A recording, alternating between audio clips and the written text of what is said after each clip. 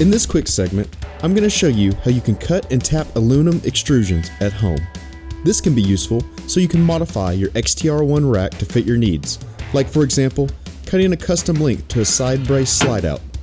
For the purposes of this video, I'll be cutting my crossbars. So let's get started.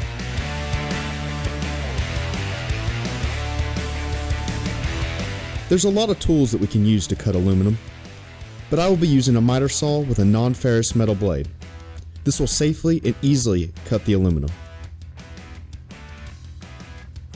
Once you know your measurements of what you want to cut your aluminum bar to, you're ready.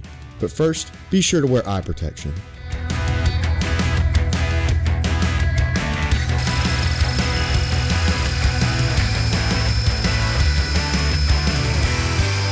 When you're cutting, it's important to go slow and let the blade do all the work.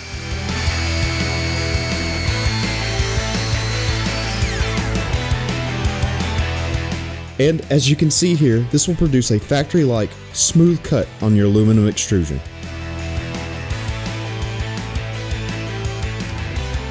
Since we've cut off all the threaded portion, we now have to re-tap these holes. First, be sure to secure your aluminum bar to a steady surface by using a clamp or a bench vise. One of the easiest and foolproof ways of tapping a thread yourself is with a T-handled tap wrench. Luckily, the holes in the center of the extrusion are the perfect size to tap 5/16/18 threads. This is a thread for the mounting hardware that is used on the XTR1 rack. When starting your hand tap, go slow and only screw the T-handle wrench a few threads. As you make a full turn, back off 1 or 2 turns so that the flutes can clean out the metal shavings.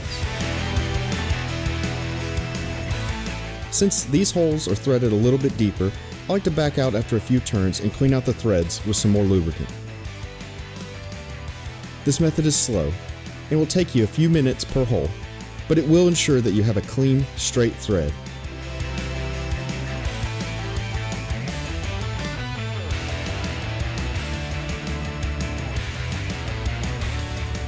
And with that, you're done and ready to put your XTR1 rack back together.